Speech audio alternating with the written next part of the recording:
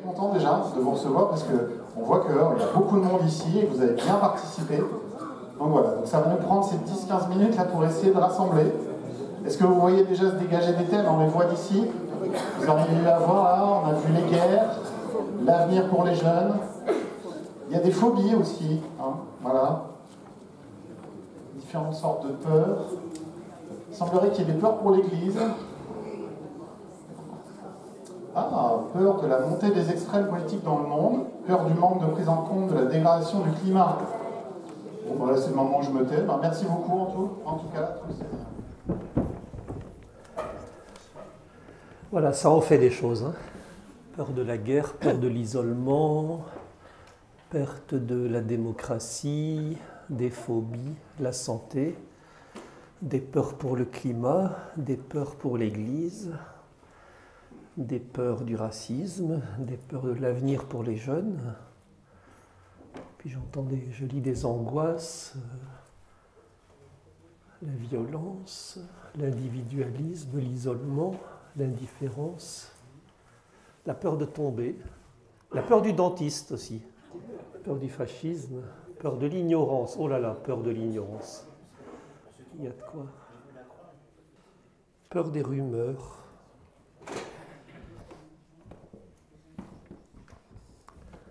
Quel tableau, hein? En tout cas, bonjour. Merci de m'avoir invité à passer l'après-midi avec vous.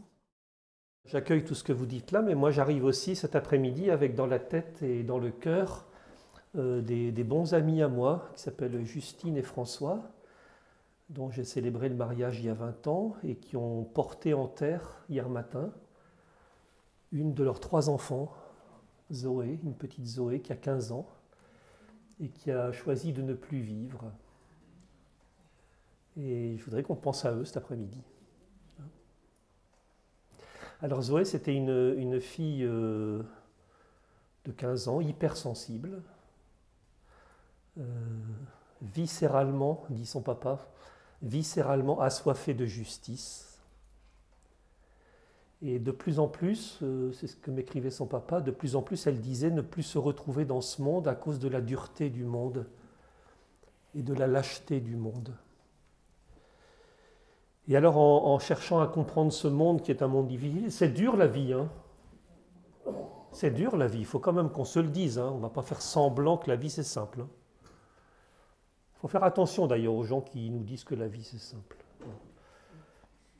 En tout cas, à cause de la dureté du monde et en cherchant à comprendre ce monde et en cherchant à se comprendre elle-même, eh ben Zoé, elle a écrit des pages et des pages et des pages et des pages de cahiers qu'elle a noircis.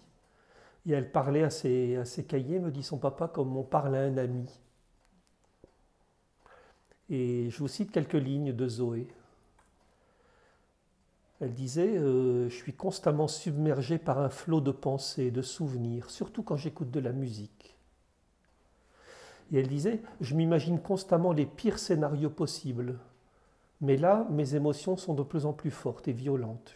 Je suis hyper, mais énormément touchée, triste pour rien. C'est une dinguerie. Je ne contrôle plus rien. C'est horrible. Aidez-moi. 15 ans. Puis elle disait, elle écrivait aussi, la vie, le monde, il me casse la tête.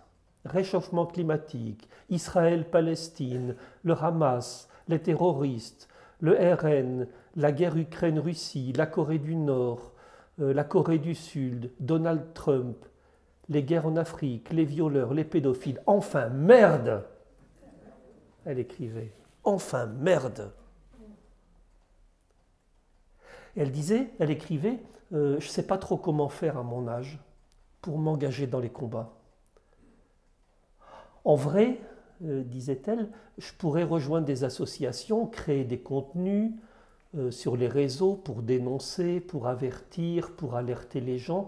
Je pourrais faire le service national universel, la banque alimentaire. Je pourrais rejoindre un groupe scout, mais pourquoi aider les autres si vivre n'est pas quelque chose de positif ? Je ne vois pas en quoi la vie est belle, mais bon, je fais l'effort pour ma famille. Alors un jour où ça allait un petit peu mieux, elle a écrit MNJP, Mouvement National des Jeunes Politiciens. Coucou, j'ai créé ce parti politique avec des amis. Sans vouloir me vanter, j'en suis la fondatrice. On l'a créé pour que l'extrême droite n'arrive pas au pouvoir en 2027, car d'après les sondages, c'est ce qui est prévu. Ben nous, on veut changer ça. Alors on a créé un comité TikTok public aujourd'hui pour faire connaître nos idées et dissuader les gens. Et le collège nous soutient, et même certains profs. Elle écrivait aussi, je me dis qu'au fond, je ne peux jamais être totalement tranquille ou totalement sereine à l'égard du danger, jamais. Mon cerveau, il invente plein de scénarios affreux avec des terroristes, beaucoup. Comme quoi c'est fou qu'une poignée de personnes peut gâcher la sérénité de milliards d'êtres humains. Et je ne sais pas si le monde va dans une bonne direction, mais il y a toujours eu des gens comme ça. Alors j'essaie d'être heureuse.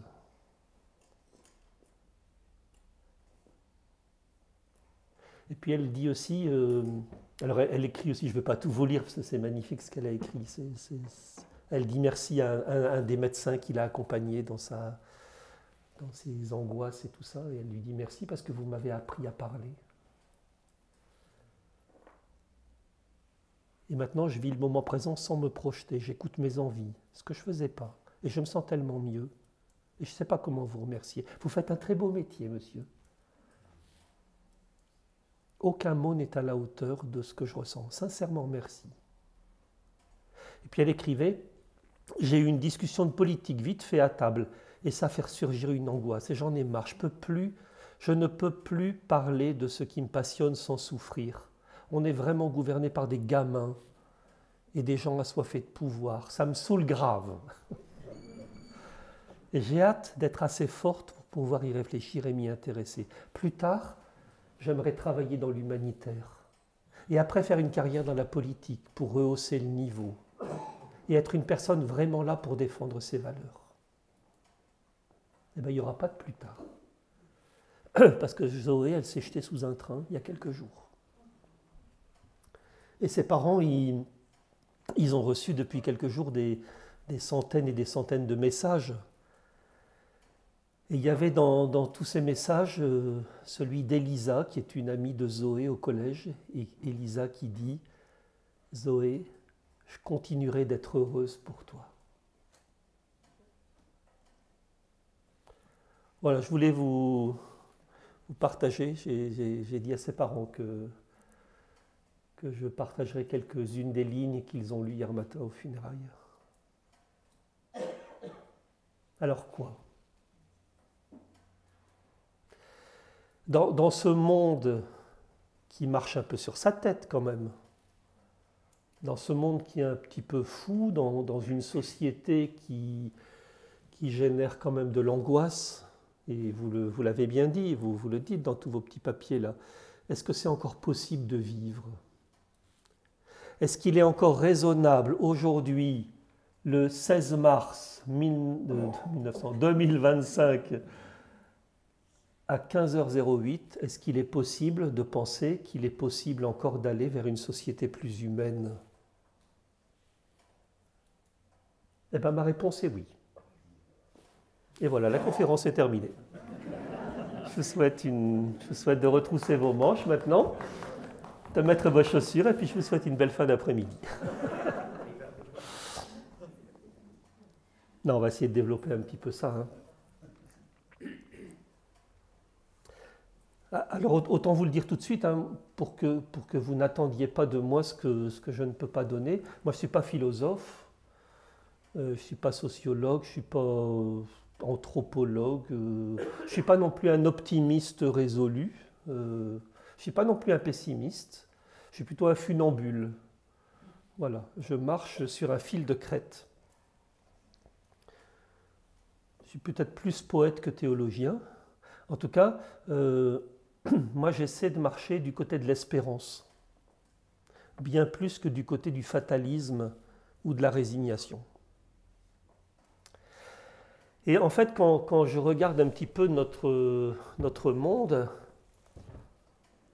ben, j'ai l'impression que notre monde il ressemble un peu à une barque. Vous savez, ça j'ai appris ça il n'y a pas longtemps, que On sait que la Terre, elle tourne sur elle-même, hein, ça on sait. Hein. Bon, elle tourne vite d'ailleurs, ça tourne beaucoup plus vite qu'on ne pense. Même si on ne s'en rend pas compte, ça tourne. Et puis notre Terre, elle tourne autour du Soleil aussi. Hein. Et puis le Soleil, il tourne autour. Et vous savez que notre galaxie, vous savez qu'elle file, notre galaxie, elle est en train de filer. Nous, ça va, on est assis ici, on n'a pas d'air dans les cheveux, quoi. Hein. Enfin, un petit peu, un courant d'air chaud qui vient du haut, mais ça fait du bien.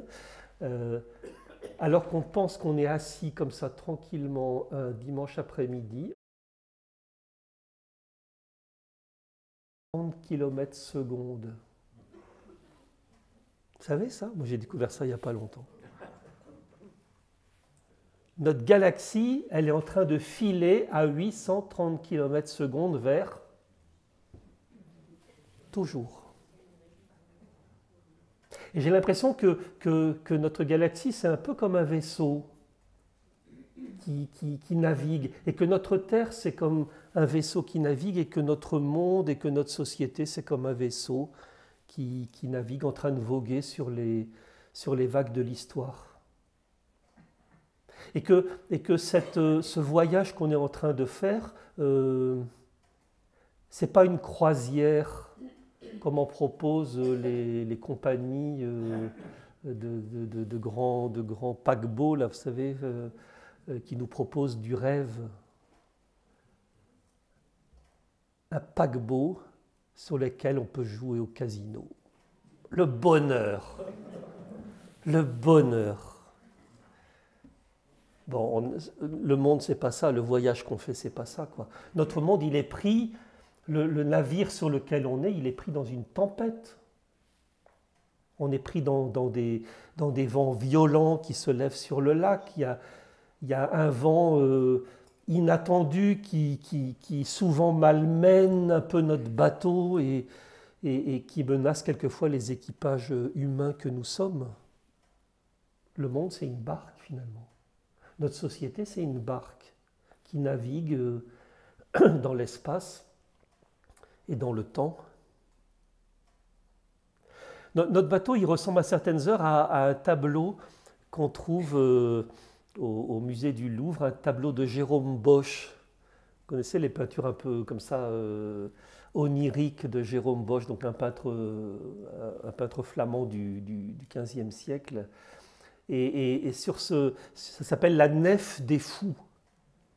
Ce soir sur Internet, allez voir cette image, La Nef des Fous de Jérôme Bosch. C'est très intéressant parce qu'on voit que sur ce bateau, cette espèce d'embarcation, elle accueille des gens de toutes catégories, des gens un peu fous. Et cette Nef des Fous de Jérôme Bosch, elle illustre toutes les faiblesses humaines.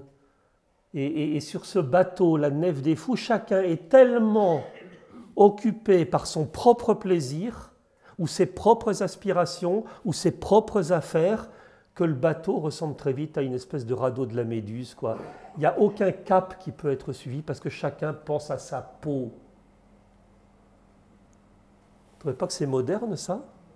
Ça a été peint au XVe siècle. Vous ne trouvez pas que ça ressemble un peu à notre monde, ça? Chacun sauf sa peau. Sauf qui peut. Moi. Parce qu'on dirait aujourd'hui qu'il n'y a plus vraiment de boussole commune, mais une espèce d'accumulation de désirs individuels et égoïstes. Mais sans une boussole commune, on ne tiendra pas la route. On ne résistera pas à la tempête. Et il y a fort à parier que si le temps se dégrade un peu plus, eh bien, les membres de l'équipage que nous formons chercheront à quitter le navire les uns après les autres en sombrant dans le repli, dans les addictions de toutes sortes et le sauve qui peut, quoi. Si on n'a pas de boussole commune, chacun va sauver sa peau. Eh bien, quitter la nef des fous, c'est peut-être ce qu'a fait Zoé.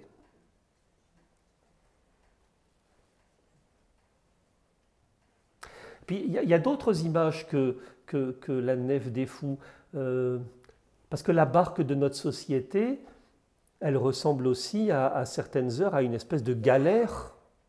savez, les galères, là, qui transportaient les esclaves que rachetaient les frères trinitaires.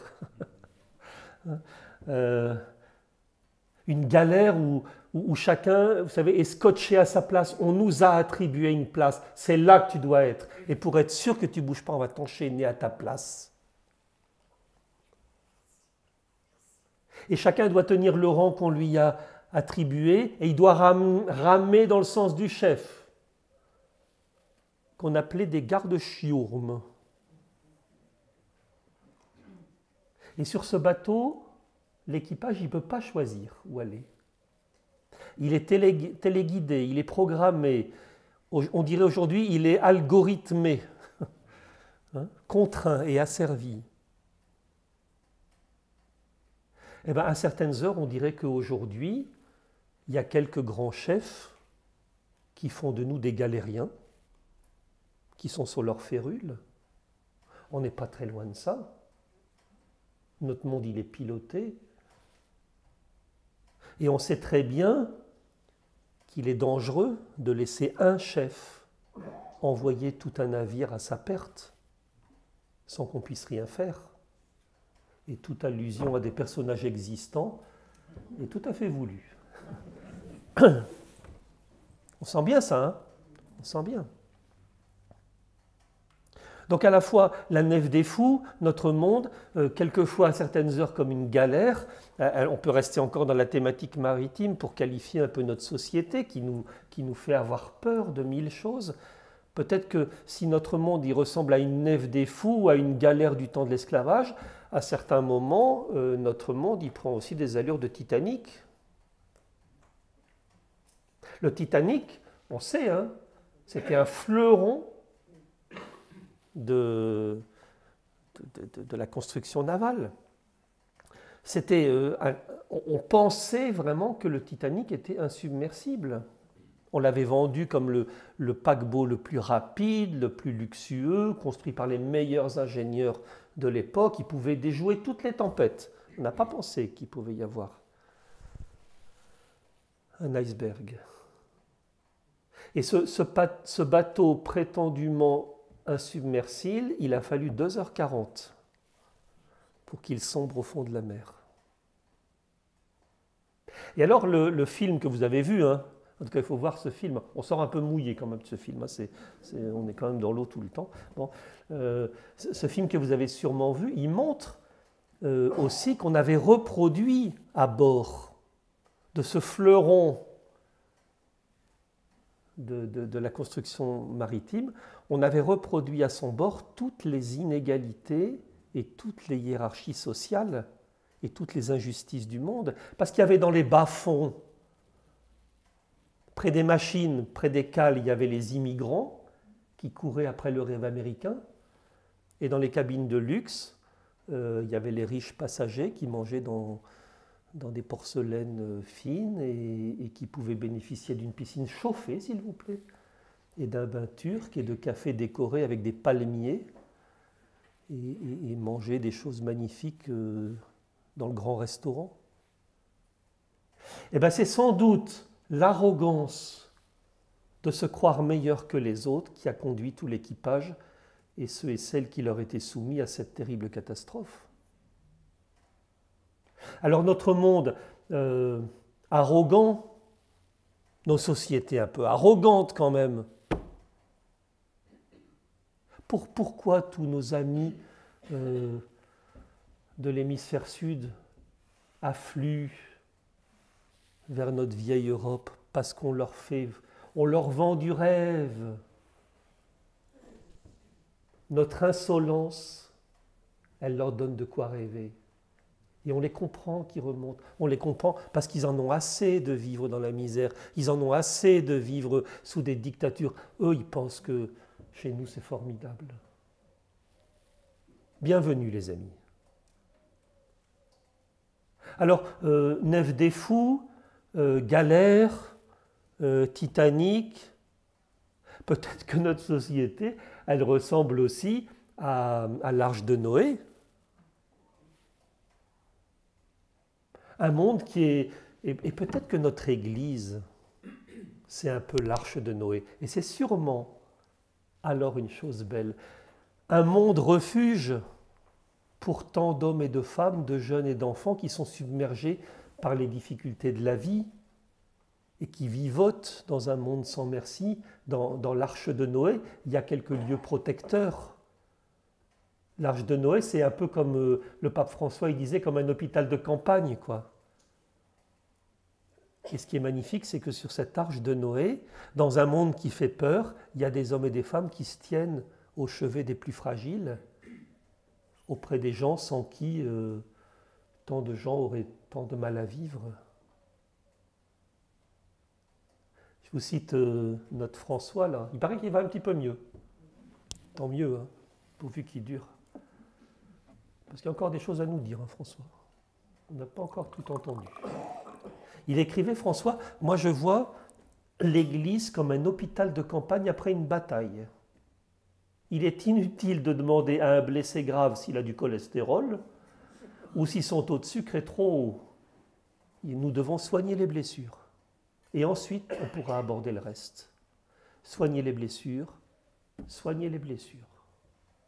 Peut-être que dans notre monde qui est en train de voguer comme ça à 860 km secondes vers toujours, peut-être que notre petite société d'église, elle pourrait se rappeler davantage qu'elle est une arche de Noé. Alors est-ce qu'il est encore possible dans ce contexte-là de rendre notre terre plus humaine ? Alors oui, on peut crier vers le bon Dieu. Oui, on peut crier vers le bon Dieu. Mais il ne se passera rien. Alors bien sûr, hein, notre piété, nos prières, ça pourra peut-être pendant un temps anesthésier un peu nos peurs, nos inquiétudes. Mais ça ne réglera pas le problème. Parce qu'on restera avec nos peurs et avec nos inquiétudes. Et la peur du dentiste. Toujours. Vous savez qu'il y a un texte magnifique dans l'évangile de Saint Marc, au chapitre 4, les versets 35 à 41. J'ai envie de vous parler un petit peu de ce texte-là, parce qu'on nous raconte un jour que Jésus était à bord d'une barque de pêcheurs. Et la barque de pêcheurs, c'est quoi ? C'est une micro-société finalement, une barque de pêcheurs, ils étaient quelques-uns comme ça, et la barque, elle était pas une fin en elle-même, la barque, elle était un outil de travail qui servait à ramener sur le rivage de quoi nourrir ceux et celles qui étaient restés à terre, tout autant que l'équipage. La raison d'une barque de pêcheurs, c'est pas d'être une barque de pêcheurs, la raison d'une barque de pêcheurs, c'est de donner de quoi vivre à une petite société. Et quand les filets de cette barque étaient remplis, alors c'était toute la société humaine qui trouvait de quoi vivre, et chacun trouvait et recevait ce dont il avait besoin. Magnifique vocation des pêcheurs. Et voilà, raconte saint Marc que la tempête, un jour, elle survient. Et Marc, il se plaît à montrer le contraste saisissant qu'il y a entre les hommes d'équipage qui se mettent à paniquer, à hurler, ils se mettent à crier leur peur, et puis à côté de ces hommes qui sont en train de crier leur peur, c'est nous ça. À côté de ces hommes qui sont en train de hurler leur peur, il y a l'autre qui est Jésus là, assis au fond de la barque, et ça ne l'empêche même pas de dormir. Avec la tête sur un coussin, dit l'Évangile. Alors vous avez mis à jour sur ces petits papillons-là des peurs qui nous tenaillent. Moi je vous ai partagé un peu des peurs que vivait la petite Zoé. Eh bien, j'aime bien vous proposer ce texte de la tempête apaisée un peu comme une parabole qui nous dit quelque chose de notre monde. Une nef des fous, une galère, une arche de Noé, un Titanic qui sont saisis dans la tempête de l'histoire et qui sont secoués par les difficultés et les épreuves de la vie. Il y a une première chose dans l'évangile de saint Marc qui me semble très belle et très belle à accueillir pour nous, c'est de penser d'abord que Jésus n'est pas resté au sec. et en sécurité sur le rivage. Mais j'aime bien de penser qu'il a pris place sur la barque et qu'il prend place dans la barque de nos épreuves et de nos peurs. Et qu'il est là, et qu'il est solidaire, et que nos souffrances, il les entend et il les partage. Et il dort au fond de la barque, un peu, on pourrait dire aussi qu'il dort un peu au fond de nous-mêmes, quoi. Moi, j'aime bien penser ça. Alors, il y a une première lecture du texte qu'on fait habituellement quand on lit cet évangile. On dit que Jésus dort au fond de la barque et ça inquiète les disciples et Jésus dort et il est silencieux puisqu'il dort. Et puis d'un seul coup, on lit le texte en disant « mais c'est Dieu qui se tait, qui nous abandonne ». Et c'est vrai que lorsque la vie et lorsque le monde nous font peur, c'est vrai qu'on peut se sentir extrêmement seul. Et quand on lit le texte de l'évangile de Marc, on peut avoir l'impression qu'il y a une espèce de miracle comme ça. Alors il suffit d'une parole de Jésus pour régler ce qui faisait peur aux disciples. Et vous y croyez ces affaires-là? Moi j'ai un peu de mal avec ça. Et quand on lit le texte d'une certaine manière, de manière un peu littérale, on a l'impression qu'au lieu de se débattre et de chercher comment faire pour naviguer dans la tempête, Jésus choisit de s'attaquer à la tempête elle-même et il lui dit « silence, tais-toi ». Bon. Ben moi j'ai un peu de mal avec tout ça. Excusez-moi. J'ai un peu de mal, je ne dois pas toujours être très catholique. Non, c'est vrai, j'ai un peu de mal avec. Moi, j'ai un peu de mal avec les miracles. Bon. Moi, j'arrive pas à croire que Dieu soit capable de nous sortir de nos peurs comme ça, en disant aux peurs, allez, silence, tais-toi. Moi, j'ai du mal avec ça. Peut-être vous y croyez, et si vous y croyez, restez dans cette croyance-là.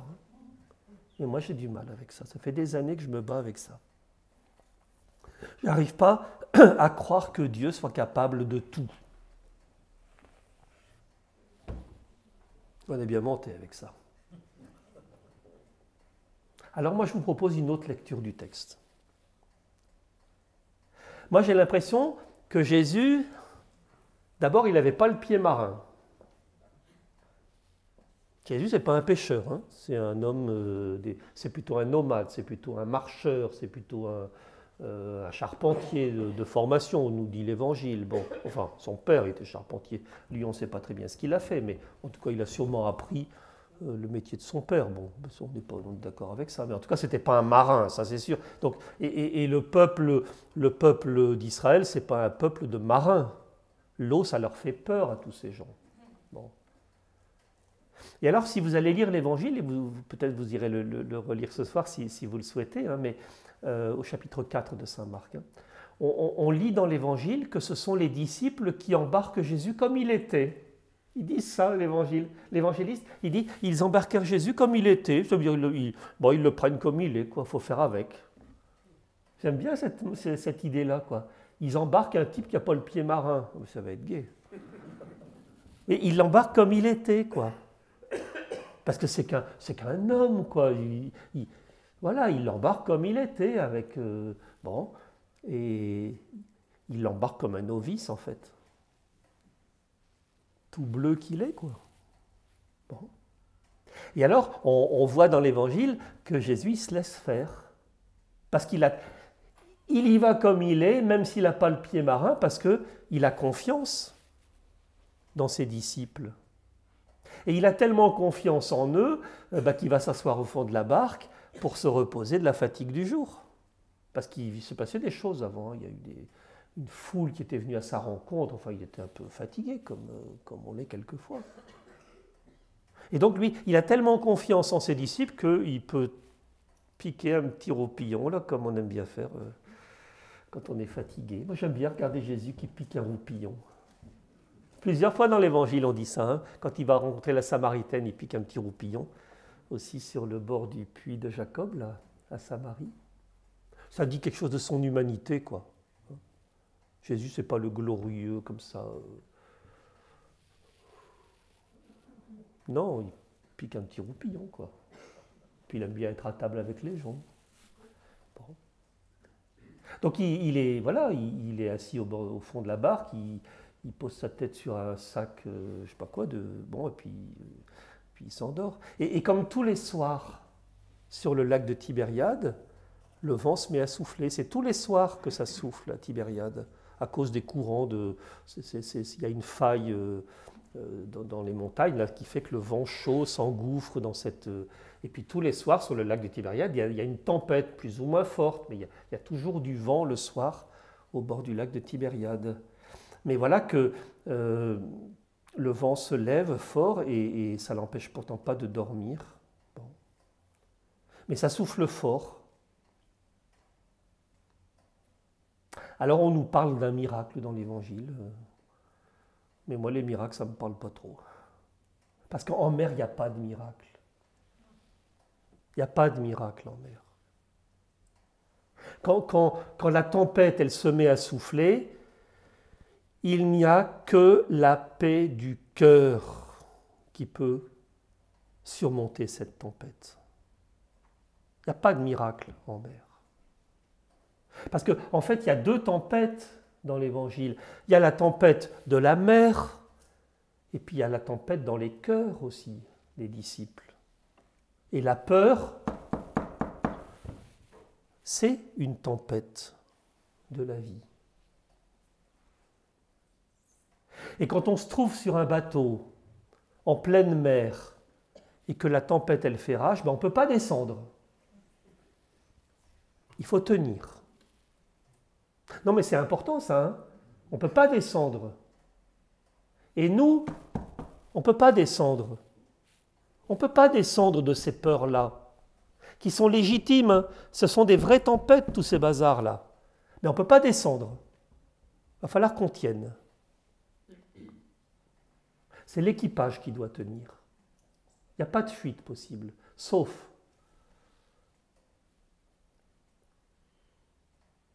Alors, qu'est-ce qui s'est passé ce soir-là ?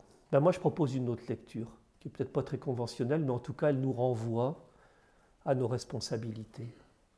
Ce soir-là, la tempête, elle avait vraiment surpris les disciples. Alors, les disciples, ils prennent peur, et ils s'affolent, et ils sont terrifiés, comme nous. Il y a des moments, on s'affole quand on voit l'actualité. Mais enfin, où est-ce qu'on va là ? J'allume la radio à 7h le matin et ces temps-ci, je me suis dit, Raphaël, peut-être qu'il ne faudrait pas allumer la radio le matin parce qu'il y a un déferlement. On nous apprend les dernières freudaines de M. Trump, on nous apprend les derniers envois de drones en Ukraine ou en Russie, on nous envoie la catastrophe climatique et tout, quoi. Et les derniers... actes d'abus sexuels ou je ne sais quoi, d'abus d'autorité. À certains moments, on prend peur, quoi. On a envie de... c'est la tempête qui souffle, quoi, et on a envie d'éteindre la radio. Mais on ne peut pas fuir. Quand il y a une tempête, on ne peut pas descendre du bateau. Il faut faire avec. Alors les disciples, ils se mettent à courir, ils se mettent à crier, ils font n'importe quoi, et ça nous ressemble étrangement. Et alors, ils vont même essayer d'aller réveiller le novice là qui dort au fond de la barque, ils vont le réveiller. Et bon sang Jésus, tu dors ? Vous dites jamais ça au bon Dieu, vous ? Qu'est-ce que tu fais ? Vous avez des réponses, vous ? Si vous avez des réponses, venez à la table là-bas, vous me les direz. Bon sang, tu dors, bon Dieu, là ? Alors, Jésus se lève. Et moi, j'aime bien penser qu'il les regarde et qu'il leur dit, enfin les enfants, qu'est-ce qui vous arrive ? Vous êtes des marins ? Vous n'avez pas la foi ? La vraie traduction, c'est « vous manquez d'adhérence ». Vous savez ça ? Hein, la vraie traduction du « vous n'avez pas la foi », c'est « vous manquez d'adhérence ». Vous n'êtes pas assez scotché. Bon. Vous n'avez plus confiance ? En fait, j'ai l'impression que quand Jésus leur pose cette question, il ne leur demande pas s'ils n'ont plus confiance en lui, il leur fait surtout remarquer que dans cette heure de tempête, ils n'ont plus confiance en eux-mêmes. Et c'est alors que se joue le miracle, parce qu'il y a bien un miracle dans ce texte. Quand je contemple ce texte d'évangile, et j'aime bien prier avec ce texte d'évangile, moi j'entends Jésus qui leur dit, les gaillards, ayez confiance en vous, bon sang. J'allais dire bon Dieu, non, bon sang. Ayez confiance en vous, bon sang. Allez Pierre, ça tape de partout. Pierre, tu reprends la barre et tu nous remets le bateau dans le bon sens. Jean, on a le cœur tout inondé, alors tu vas prendre ta gamelle et tu vas écoper l'eau qu'il y a dans la barque. Et puis Jacques, tu vois, la voile, elle est trop gonflée, elle va se déchirer. Toi, tu sais comment on réduit la prise au vent, alors fais-le. Quant à moi, je ne suis pas marin, je ne peux pas faire grand-chose. Alors je vais me placer au bon endroit, je ferai contrepoids et je sentirai quand on est en équilibre. Allez, debout les garçons, j'ai confiance en vous. J'ai l'impression que c'est ça le miracle de l'Évangile. Et c'est alors que Pierre et ses amis ont retrouvé la confiance. Et sur sa parole, ils ont retrouvé leur savoir-faire et le tumulte s'est apaisé dans leur cœur. Ils ont mis le bateau vent arrière et ils ont profité du vent et de la vague au lieu de les combattre. Et ça, je trouve que ça parle infiniment de nos vies apeurées. Ils ont réduit la voile prétentieuse qui était sur le point de rompre, et maintenant la voile ne claque plus, mais elle les tire. Et ça parle de nos vies. Ils se sont mis ensemble pour écoper par-dessus bord l'eau qui les inondait, et le bruit a diminué, et ils ont senti le vent se mettre de leur côté, et la mer les a portés, et tout s'est apaisé. Et bien c'est ça le miracle de l'Évangile. Il leur a redonné la confiance en eux-mêmes, parce que bon sang, oui, c'était bien leur métier d'être marins, et ils savaient faire ça. Et Jésus, lui, il avait foi en eux, et il comptait sur eux.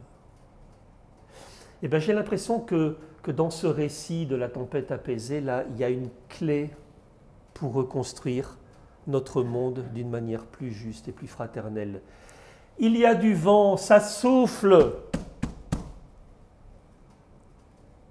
Le Christ nous dit, allez, sentez le vent et adaptez votre voilure. Et il y a saint Paul aussi qui était aussi un grand voyageur aussi dans son style. Hein. Il n'avait pas beaucoup le pied marin non plus, lui. Hein. Bon, il a aussi connu les tempêtes en mer. Et il raconte ça dans le livre des Actes des Apôtres. Il dit, le lendemain, comme la tempête nous secouait avec violence, on a jeté le superflu par-dessus bord. Tiens.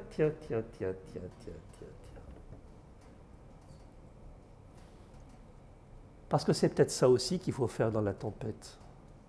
Parce que sinon, si on ne jette pas le superflu, celui qui veut sauver sa vie la perdra. C'est peut-être quelque chose comme ça que veut dire le Christ. Parce que qu'est-ce qu'il veut nous dire le Christ ? Il nous dit, nous sommes confiés les uns aux autres. C'est ça la bonne nouvelle de l'Évangile. Nous sommes confiés les uns aux autres. Il n'y a pas d'un côté ceux qui sont des bergers, qui connaissent tout et qui pilotent, et puis de l'autre côté les moutons qui doivent suivre. C'est pas ça la vie. Le monde, c'est pas ça. Il n'y a pas d'un côté les bergers et de l'autre côté les moutons. Et si jamais, c'est Pierre Dac qui dit ça, j'aime bien cette citation, c'est Pierre Dac qui est un père de l'Église, hein. Il dit, si dans votre vie, si dans votre monde, si dans votre société, vous vous comportez comme des moutons, vous allez finir comme des côtelettes. Ceux qui se comportent, c'est vrai dans l'Église aussi, hein. Ceux qui se comportent comme des moutons, ils finissent toujours comme des côtelettes. C'est vrai dans l'Église aussi. Alors nous sommes confiés les uns aux autres. C'est ça la bonne nouvelle de l'Évangile. Et vous savez, quand dans l'Évangile de Saint Jean, là, au dernier chapitre, qui est à mon sens le plus beau chapitre de l'Évangile, enfin je dis ça de beaucoup de chapitres d'ailleurs, mais dans ce beau chapitre de Saint Jean, là, où il y a ce dialogue, vous savez, entre Jésus et Pierre, Et Jésus dit, Pierre, est-ce que tu m'aimes? Et 3 fois qu'il lui pose la question, 3 fois la même question. Et 3 fois, Pierre il répond, il dit, tu sais bien que je t'aime, tu sais, je t'aime pas exactement comme je voudrais, mais tu sais bien que je t'aime. Et à chaque fois, Jésus lui dit, allez, maintenant tu vas prendre soin de mes brebis, de mes agneaux et tout ça. Et nous, quand on fait une lecture un peu rikiki de cette affaire-là, une lecture un peu réductrice et à notre avantage, alors on dit, oui, c'est à ce moment-là que Jésus il a institué Pierre comme le premier pape et patati et patata. Et on construit tout un système d'église à partir de cette parole-là, comme s'il y avait d'un côté les pasteurs et de l'autre côté les moutons. C'est pas ça qui dit Jésus. C'est pas ça qui dit Jésus. Quand il dit à Pierre, tu prendras soin de tes frères, cette parole dite à Pierre, c'est à vous et c'est à moi qu'il l'a dit. Raphaël et puis Jacques et Claire et Joseph, et vous allez prendre soin de vos frères. C'est ça la vie. Et peut-être que la solution, non pas la solution, mais la façon de traverser la peur, c'est peut-être de prendre soin les uns des autres et de devenir plus humains. Alors, vous allez dire, bon, c'est gentil tout ce que tu racontes, mais ça veut dire quoi tout ça? Devenir plus humain. Eh bien, moi j'ai l'impression qu'il y a dans l'Évangile 4 clés très claires que Jésus nous montre de ce que c'est qu'être vraiment humain et de prendre soin les uns des autres. Pour traverser peut-être la peur ou peut-être pour habiter les peurs qui sont légitimes. Être humain, c'est 4 choses, à la mode de Jésus. 4 choses. Il y a quatre postures qui peuvent, si nous acceptons de les vivre, peuvent nous aider à traverser ce bazar, cette tempête-là. La première posture qui font de Jésus un bel homme, c'est un bel homme Jésus, hein. Tout novice qu'il est, même s'il n'a pas le pied marin, c'est quand même un bel homme. Il y a quelque chose d'une humanité. Moi, je n'ai pas trouvé mieux ailleurs, hein. Sinon je serais parti suivre quelqu'un d'autre, hein. Je n'ai pas trouvé de personne plus humaine que Jésus. Je trouve pas. La première posture de Jésus qui le rend profondément humain, c'est qu'il est là. C'est bête à dire, hein. C'est bête à dire, mais n'empêche que si vous lisez l'Évangile, vous allez voir que partout, constamment, Jésus, il est là. Quand il est là, il est là. Nous, quelquefois, quand on est là, on n'est pas vraiment là. Bon, peut-être pas vous, mais moi. Enfin, rassurez-moi quand même, hein. Rassurez-moi. Quelquefois, on peut être ici, maintenant, et en fait, on est encore ailleurs. Ou bien, on peut être ici et maintenant, et puis être déjà demain. Non, ben lui, pas, jamais, jamais. Quand il est là, il est là. Et on voit ça à longueur d'évangile. Par exemple, un jour, il arrive à Jéricho avec ses disciples. Et puis à la porte de Jéricho, vous connaissez ce texte, hein, il y a un mendiant, on trouve ça dans l'évangile de Saint Marc, au chapitre 10. Il arrive à Jéricho, il y a un aveugle à la porte de la ville. Il est aveugle de naissance et il mendie. Et bon, il n'est pas sourd, hein, il mendie, il est aveugle. Bon, il entend que Jésus. Quand Jésus il se promène, il ne se promène pas en procession, hein. Là aussi, il faut sortir de l'idée que Jésus, quand il est avec ses disciples, il n'est pas en train d'avancer les mains jointes avec un air confit, hein. C'est pas... Quand Jésus il est avec ses disciples, ça rit, ça chante, ça pleure, ça rouspète, enfin c'est comme ça. Jésus c'est un vivant. Enfin celui que je connais en tout cas, pas toujours celui qu'on nous présente. Mais c'est un vivant. Et alors voilà, il entre à Jéricho, et puis il y a ce type-là, il s'appelle Bartimée, il paraît. Bon, Bartimée, il se met à crier « Jésus, fils de David, aie pitié de moi, aie pitié de moi !» Et les disciples disent « Ça va. » Oh, silence. Ils le rabrouent, dit l'Évangile. Ils disent tais-toi, on n'a pas que ça à faire. On a une réunion. On a une réunion à Jéricho, on n'a pas le temps de s'arrêter. Et le seul qui entend Bartimée, c'est Jésus, quoi, et il le fait appeler. Et alors, il y a cette scène magnifique. D'abord, on dit que quand les disciples un peu penauds disent viens, il t'appelle. Ils sont un peu penauds, les gars. Hein. Bon, quand ils disent ça, on dit que lui, il bondit, il laisse tomber son manteau, quoi. Et alors, il y a cette scène magnifique à regarder, à contempler, c'est qu'on voit Jésus qui est devant cet homme, quoi. Et il est là, et Bartimée est là, l'un en face de l'autre. Et autour, tout le monde rouspète, parce qu'on n'a pas que ça à faire. Quand il est là, il est là. Une autre fois, c'est magnifique aussi, il arrive à un repas où il y a des... C'est un repas organisé par des publicains, c'est un peu mondain, quoi. Il fallait un carton pour venir. Bon, Jésus, il est là, il aime bien être à table, Jésus. Il passe tout le temps son temps à table. Je ne sais pas si vous avez remarqué. Je pense que c'est pour ça qu'on l'a arrêté, qu'on l'a tué, parce qu'il aimait trop être à table. Si, c'est vrai, je dis ça sérieusement. Je pense qu'on a arrêté Jésus parce qu'il aimait trop être à table. Parce qu'à la table où il allait, il y avait toujours des gens pas dans les clous. Et ça, c'est insupportable. Parce que la table, pour lui, c'est toujours une préfiguration du royaume où il n'y a pas d'exclus. Celui qui a faim, il a le droit d'être à table. Allez dire ça à notre Église. Il n'y a pas d'exclus à la table. Alors voilà, un jour il est à table avec les publicains, et puis il y a une femme qui... C'est un repas entre mecs, hein. C'est entre hommes, hein, les femmes, bon. C'est un repas entre hommes. Il y a une femme qui est entrée par la porte de derrière, là. Elle arrive, vous la voyez un petit peu, là. Elle arrive, elle est toute échevelée, comme ça, elle arrive avec un pot, avec du parfum, et puis elle se jette aux pieds de Jésus. Et elle nettoie, elle jette son parfum sur les pieds de Jésus, puis elle essuie les pieds de Jésus avec ses cheveux. C'est d'un érotisme fou, cette affaire. Vraiment. Et alors tout le monde est scandalisé. Il y a les gens qui disent, mais enfin tu la connais, c'est toi qui l'as invitée. Non, c'est pas moi, tu la connais. Non, on ne la connaît pas. Il y en a même un peu les bien-pensants, on peut dire des faux culs, quoi. Hein. Non, mais les faux culs quand même, hein, il y en a dans l'évangile. Hein. Ils disent, oui, mais elle aurait bien fait plutôt que de gaspiller ce parfum, elle aurait bien fait de le donner aux pauvres, gna gna gna. Bon. Et Jésus, il la laisse faire. Ça, c'est magnifique, ça.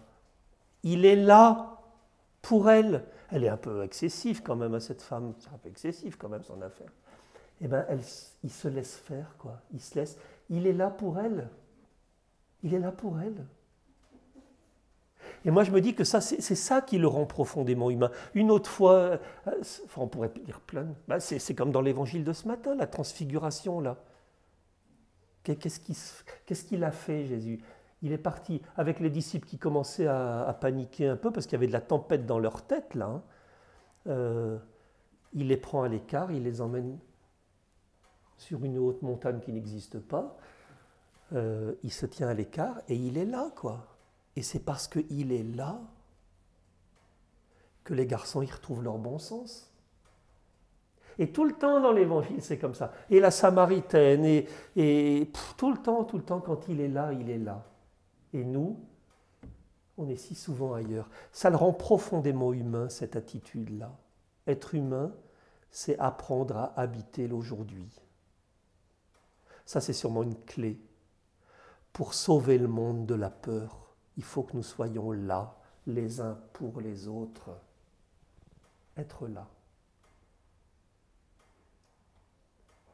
Madeleine Delbrel, ça c'est ma grande amie, Madeleine Delbrel, elle dit quelque part dans un de ses écrits, mon Dieu, si vous êtes partout, comment se fait-il que je sois si souvent ailleurs?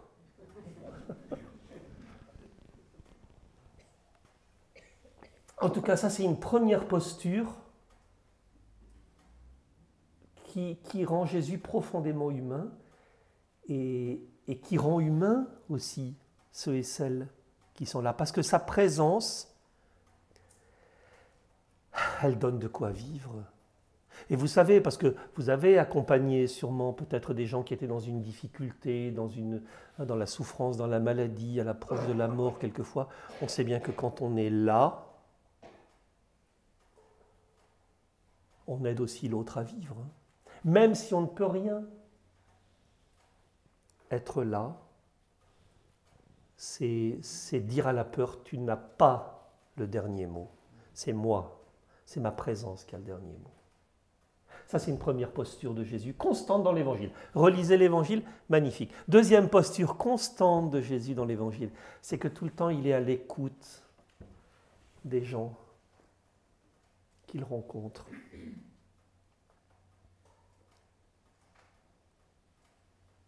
Je reviens un tout petit peu en arrière, parce que je ne suis pas trop mon papier là, mais être là, ça veut dire, bien sûr, on court toujours dans ce monde, enfin vous êtes comme moi, on passe notre vie à courir, quoi, surtout les retraités, hein, bon, ils courent encore plus que les autres, mais on court toujours, bon, alors il faut, et courir c'est pas gênant, quoi, pourvu qu'on ne devienne pas esclave de nos agendas et de nos montres, quoi. Et puis être là, ça veut dire aussi renoncer à croire qu'on a une mission ou qu'on a des gens à sauver. Moi, j'ai pensé pendant des années, je vous assure, hein, j'ai pensé pendant des années que j'étais prête pour sauver les gens. J'avais complètement oublié que c'était déjà fait. Vraiment, hein, je vous assure, j'ai vécu presque 30 ans de ma vie de prêtre en pensant que c'est moi qui allais sauver le monde. Je n'avais pas compris que c'était déjà fait, qu'un autre s'en était occupé. Et que moi, ce qui m'était demandé, c'était d'être là. Et de témoigner par ma vie de ce Seigneur de la vie, quoi, qui est là. Bon, ça c'est une première chose. Première chose, c'est être là. Deuxième posture pleinement humaine de Jésus, c'est que tout le temps il est à l'écoute des gens. Et alors quelquefois on a l'impression quand on lit l'Évangile que Jésus il parle. C'est pas vrai, Jésus c'est pas un grand bavard. Jésus c'est d'abord un écoutant. Rappelez-vous quand le soir d'Emmaüs, là, le soir de Pâques plutôt, il est sur le chemin d'Emmaüs, il y a Cléophas et son ami ou sa femme, on ne sait pas très bien, c'est peut-être un couple, on ne sait pas, il y a des exégètes qui disent ça, mais en tout cas, voilà, Cléophas et son compagnon ou sa compagne, ils ont quitté Jérusalem parce que la vie était trop dure, alors ils s'en vont, ils quittent Jérusalem et ils parlent et ils ressassent un peu leur peur. Ils ressassent un peu leur peur. Et voilà que Jésus les rejoint. Et au lieu de leur dire « Hé les amis, c'est moi. Coucou. Coucou, c'est moi. » Il dit « Mais de quoi vous parliez en marchant ?» Et il les interroge. Il leur donne la parole. Magnifique humanité. Au lieu de placer son discours, il commence par écouter ce qui fait la vie des gens. Il commence par écouter leur peur. On avait tout misé sur ce Jésus de Nazareth et puis ils l'ont mis à mort. Il y a bien des femmes qui l'ont vu vivant, mais nous on n'a rien vu. C'est des histoires de femmes. Et Jésus commence par écouter la peur de ces hommes, quoi. Et puis une autre fois, il y a le jeune gars là qui arrive, vous savez, le jeune homme riche, comme on dit. Hein, il arrive en courant. Il a couru, il court depuis qu'il est jeune, ce garçon, il court, et il fait tout ce qu'il faut, et il observe les commandements, et il fait bien, quoi, c'est un bon garçon, hein, oh là, il fait tout ce qu'il faut. Hein. À Dunkerque, on dit, il fait tous les qu'est-ce qu'il faut. On dit ça à Dunkerque, il fait tous les qu'est-ce qu'il faut. Ça veut dire que les commandements, il les observe, hein, mais vraiment. Mais il n'est pas heureux, il n'est pas vivant, ce type. On dirait qu'il dit Seigneur, j'ai tout fait. Ouais, j'ai tout fait. Tu as raison de le dire. Tu es tout fait. Mais c'est ça hein, qui se passe pour le jeune homme de l'Évangile. Et Jésus le regarde et quand il donne la parole à cet homme et il écoute cet homme et il se prend à aimer ce jeune homme. Et lui dit oh, c'est bien ce que tu fais, c'est bien, mais il y a quelque chose qui manque à ta vie quand même, mon petit gars. Tu es un peu trop riche de toi, quoi. Tu es un peu trop riche de tes affaires, tu es un bon petit... hein, c'est bien, tu es un bon juif, quoi, mais il y a quelque chose qui manque à ta vie. Tu es un observant, mais tu n'es pas un vivant. Allez, lâche un peu tout ça, et puis viens, suis-moi. Entre dans une histoire. Il commence par donner la parole, tout le temps. Il entend la vie des gens. Quand les disciples, ils ont travaillé toute une nuit sans rien prendre dans l'évangile de Saint Jean, toute une nuit sans rien prendre... Jésus, il apparaît sur le bord du lac. Et Jésus, il ne dit pas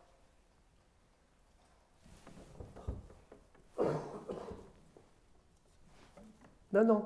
La première parole de Jésus à ces hommes qui sont fatigués, il dit « Hé les enfants, magnifique, hé les enfants, vous avez du poisson ?»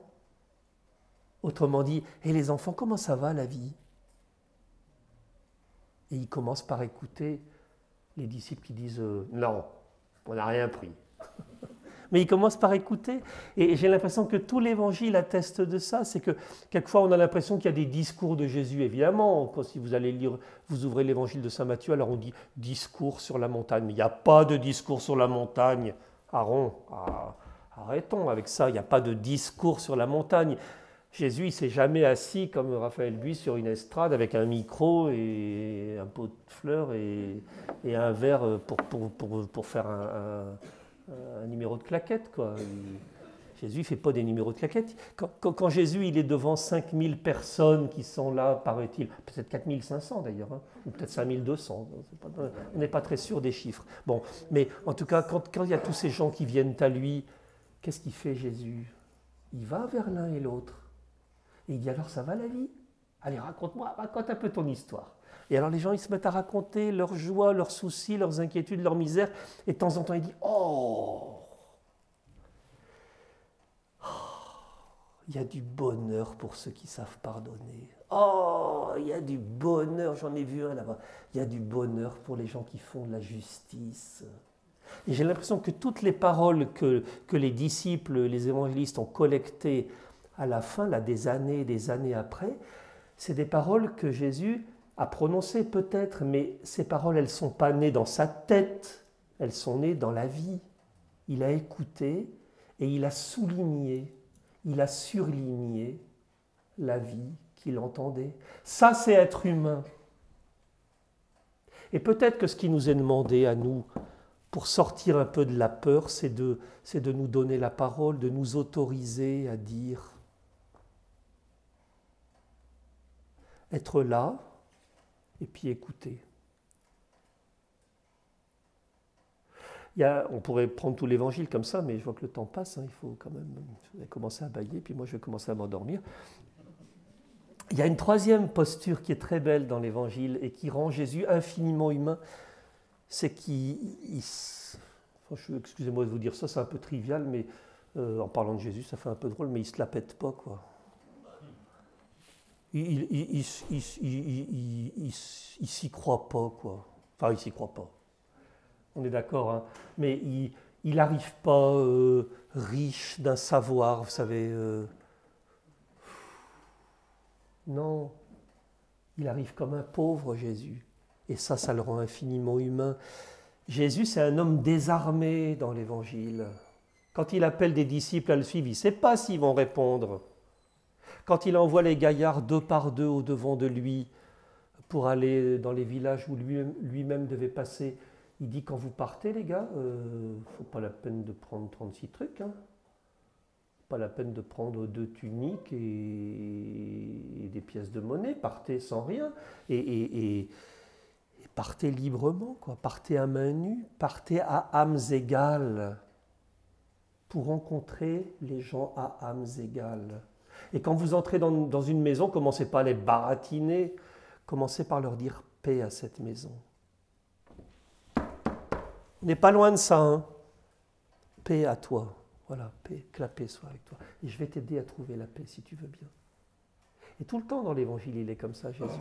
Et ça va culminer, cette pauvreté de Jésus, cette simplicité de Jésus, dans ce dépouillement qu'on va bientôt célébrer. Le vendredi saint, on va écouter là, l'Évangile de Saint Jean, la Passion selon Saint Jean. C'est un texte magnifique où on voit que Jésus, il est dépouillé, même du peu qu'il a de cette unique.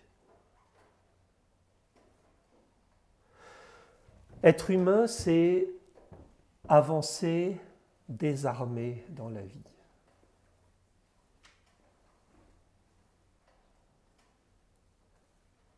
Parce que ce que les gens attendent quand on les rend. Ceux et celles qui ont peur, et nous avons peur aussi, mais on en connaît des gens qui tremblent. Ce qu'ils attendent, ce n'est pas qu'on leur apporte des solutions, parce qu'il n'y a pas de solution. Ce qu'ils attendent, c'est qu'on s'adresse à eux pauvrement, sans la jouer, qu'on soit là, quoi. Qu'on soit à l'écoute et qu'on soit leurs amis. Finalement, et si le secret de l'humanité, c'était d'apprendre à devenir amis les uns des autres, quoi.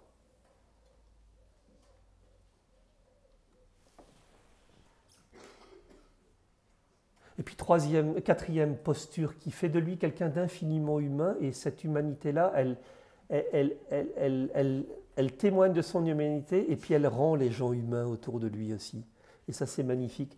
C'est que quand il rencontre quelqu'un, il ne mange pas l'autre. Il ne mange pas les gens qu'il rencontre. Il y en a qui mangent. Monsieur Trump, il mange les gens. Enfin, je dis Trump, mais nous aussi, hein, attention, il ne faut pas non plus faire le procès de... Bon, enfin, lui, il a une couche spéciale, hein, mais... non, mais c'est vrai, il faut quand même le dire. Bon.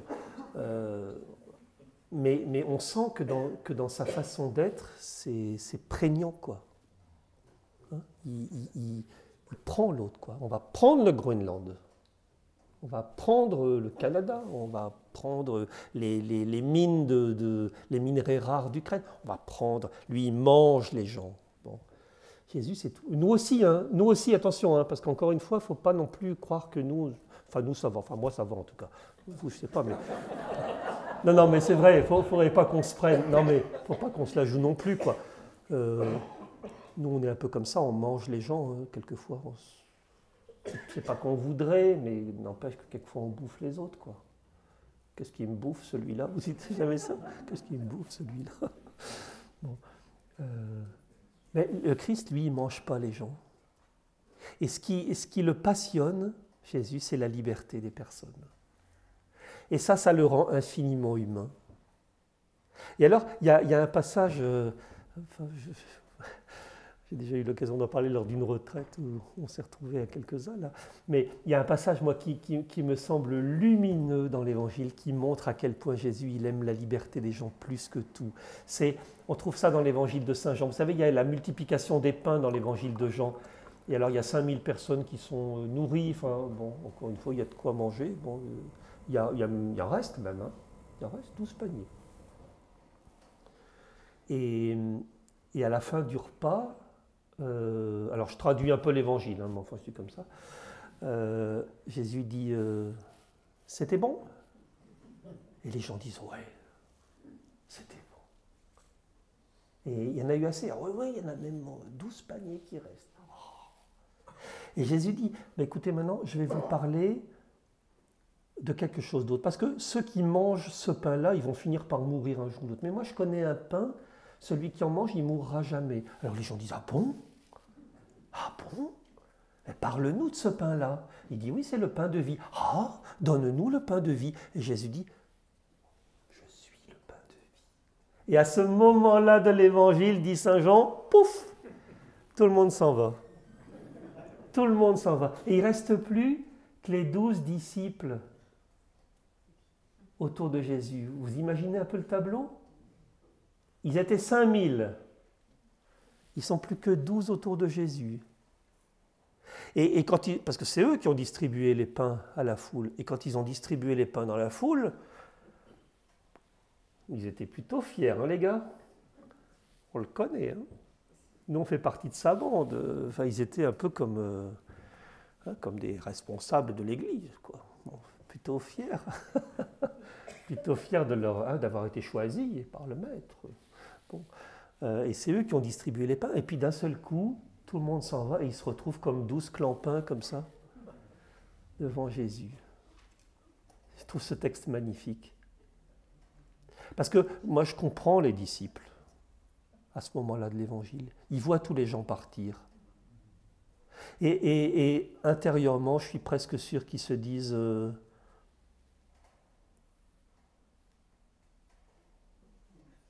ils ont peut-être eu raison de partir. parce que il dit « je suis le pain de vie, je suis le pain de vie », t'as qu'à voir. Hein. T'as qu'à voir. Vous avez jamais envie de vous fuir de l'Église? Ou de fuir du monde, de la société? Vous n'avez jamais ce sentiment-là? Moi oui, hein. Moi oui. Mais oui. Et alors ce qui est magnifique, c'est que ces hommes-là, ils sont perdus devant cette montagne qui se retrouve vide d'un seul coup, et ils sont à côté de Jésus, ils sont saisis par le doute et par la peur. On y revient toujours. Ils sont saisis par la peur. Et qu'est-ce qui se passe à ce moment-là de l'Évangile? Il y a quelque chose de bouleversant. C'est peut-être la plus belle parole de Jésus dans l'Évangile. C'est que, au lieu de dire vous avez vu tous ces gens qui sont partis là? Que des goujats. Ils sont partis sans dire merci. Ils n'ont pas ramassé les papiers. Ils n'ont pas rangé les chaises. Au lieu de leur dire qu'est-ce que je suis content de vous avoir, les gars. Vraiment, vous êtes hors pair, les gars. Vraiment, chapeau. Hein. Heureusement que je vous ai choisi. Hein. Puis j'ai bien choisi. Hein. Au lieu de les, vous savez, de les gonfler, de se les approprier, de se les chauffer, quoi. Hein. Au lieu de leur faire des promesses électorales en disant, vous savez, demain, c'était pas mal, hein, le pain, comme ça, mais demain, on va faire mieux, hein, les gars. Demain, on va multiplier les oranges. Au lieu de leur faire des promesses électorales pour les garder, qu'est-ce qu'il fait? Il leur dit cette parole, qui est à mon sens la parole la plus bouleversante de l'Évangile. Il leur dit, vous voulez partir vous aussi? Et au lieu de se les garder, il leur ouvre la porte. On est au summum de l'humanité. Vous voulez partir vous aussi? Et alors, les gars, les garçons, ils sont sidérés par cette liberté qu'a leur ami. Ils s'attendaient à te féliciter. Bravo, vous avez bien travaillé, mais eux, c'est des... Bon, vous, ça va. Bon, ils s'attendaient à ça, mais ils ne s'attendaient pas à une parole qui ouvre la porte, quoi. Et alors, il se passe quelque chose dans l'Évangile qui n'est pas écrit dans l'Évangile. Mais si vous fermez les yeux, parce que l'Évangile, il faut le lire les yeux fermés aussi, hein, c'est très important. On ne lit bien l'Évangile qu'avec les yeux fermés. Pas avec les yeux ouverts qu'on lit, c'est avec les yeux fermés. Alors on voit des choses. Eh bien, il y a une parole, il y a quelque chose qui se passe à ce moment-là de l'Évangile qui n'est pas écrit, mais on le voit bien. À ce moment-là, quand il leur dit « Vous voulez partir, vous aussi ?» ils se regardent.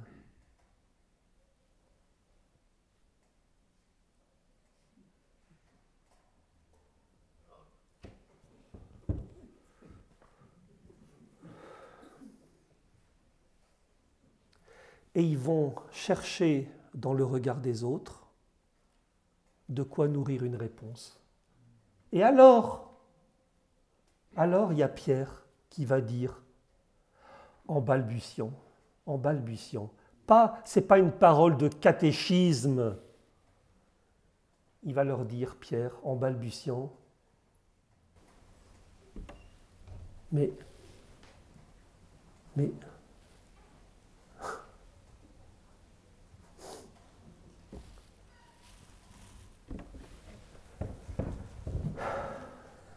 vous l'entendez, Pierre?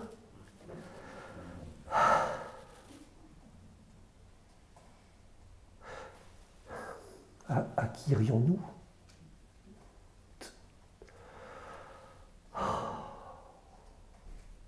Toi, tu as des paroles de vie. Et il se décide de rester. Et c'est là qu'elle naît l'Église. L'Église, elle ne naît pas ailleurs que là. L'Église, elle naît quand des hommes et des femmes se regardent et vont chercher dans le regard des autres de quoi devenir plus humains à la suite de leur ami Jésus. Et ils vont continuer la route. Et bien, j'ai l'impression que cette liberté intérieure de Jésus, elle est une clé aussi pour notre vie, dans un monde qui a peur. Dans un monde qui a peur. Dans un monde qui est saisi par l'angoisse. Peut-être nous regarder. Et peut-être chercher dans le regard des uns et des autres de quoi tenir ensemble. On ne peut pas sortir du bateau Si le vent souffle, il faut qu'on reste à bord et qu'on devienne plus humain, et qu'on essaie de rendre ce monde un peu plus humain, et qu'on essaie de rendre cette Église, Arche de Noé, un peu plus humaine aussi. Alors tout ça pour dire que, et je vais en rester là, tout ça pour dire que dans la barque du monde, on a besoin de faire équipe, et que l'antidote à toutes nos peurs, c'est peut-être la vie d'équipe. Devenir un équipage qui pense d'abord au bien commun pour nous éviter d'être une nef des fous, un Titanic ou une galère. Un équipage qui s'engage plus collectivement, mais dans lequel on reste chacun libre de nos mouvements. C'est ça qui est important, c'est pas de marcher pour ne jamais nous retrouver à ramer sans réfléchir et ramer dans le même sens. C'est pas ça être humain, c'est pas ramer dans le même sens. C'est chercher avec d'autres à imaginer un cap nouveau pour le navire. Et ça, on en est capable. Alors sur ce navire du monde, là, il faudrait un équipage égalitaire, un équipage qui ne reproduit plus ou qui se décide à ne plus reproduire les images habituelles de nos sociétés qui sont quand même très inégalitaires, histoire qu'en cas d'avarie, les canaux de sauvetage ne soient pas toujours pour les mêmes, comme c'était pour le Titanic. Les canaux de sauvetage, ils étaient pour quelques-uns, pas pour tous. Mais il faut qu'on cherche à créer des canaux de sauvetage sur lesquels chacun pourra trouver une place, quoi. Et peut-être que pour sortir un peu de toutes nos peurs, là, devenir un équipage capable d'accueillir avec douceur et avec sympathie chaque personne qui se trouve sur la barque. Et il ne faut surtout pas tout attendre de Dieu. Il ne faut pas attendre tout de Dieu. Il faut attendre de lui, mais il ne faut même pas attendre parce qu'il le fait, bon sang. Il nous donne, il nous insuffle son esprit qui nous rappelle notre responsabilité humaine. Voilà le Dieu en qui je crois. Non pas un Dieu qui fait tout, il ne fera pas les choses à notre place, mais il nous donnera le goût de devenir des frères et de vivre ensemble et de traverser les peurs. Et bien c'est peut-être là que dans un monde qui semble ancré dans ses certitudes, qui est fermé au point de vue d'autrui, ben on peut espérer construire un avenir commun. C'est ça l'espérance, année de jubilé de l'espérance qu'ils disent. Et on a raison, l'espérance c'est quoi? C'est croire que ça ira mieux demain? Non! C'est pas ça l'espérance. C'est pas croire que ça ira mieux demain. L'espérance, c'est de croire qu'avec ce qui nous arrive aujourd'hui, si on se met ensemble, on va faire quelque chose. Et on va remettre, comme je vous le disais tout à l'heure, le navire dans son bon sens. Voilà, le jubilé de l'espérance, c'est quelque chose comme ça. C'est pas de croire que tout ira mieux demain, c'est croire que si nous nous mettons ensemble, alors on va pouvoir remettre le monde à flot. Voilà ce que je voulais vous partager cet après-midi.